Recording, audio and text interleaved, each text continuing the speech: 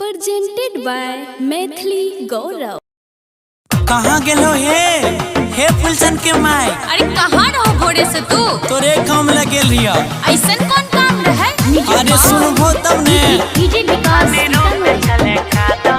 Ganpati recording studio Bhawanipur. भोरे भोरे उठ के कहाँ टोल दै छहो?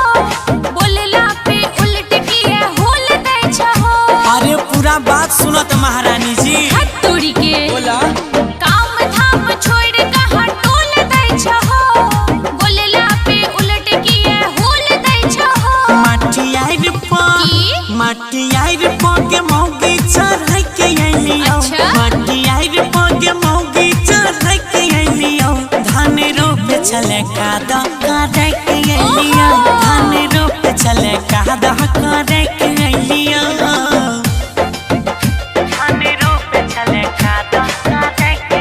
Ganpati recording studio Bhawanipur. DJ Vikas Matiyar Kala Sitamarhi. हे हो हमरे के कहै छो छी तैयार हो। जाय के ले आवा ना जान दोई चार हो। अपने दोनों जीव खैट लेबै। नहीं खटबो हमरे के कहै छो छी तैयार हो। जाय के ले आवा ना जान दोई चार हो। 300 रुपया जोने रोज मांगै छै। एते?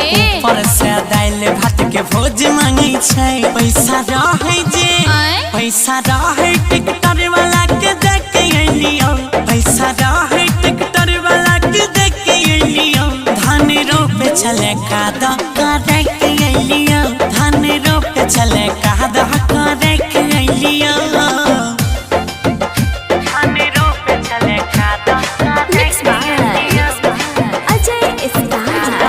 डीजे विकास मटियार कला सीतामढ़ी। जइबो लेकिन सुनो अकेले रोपबो ने ढेर जे सतैबो। चल जेबो नहरा तेरा जे पछतैबो। अरे नहीं सतैबा मनते।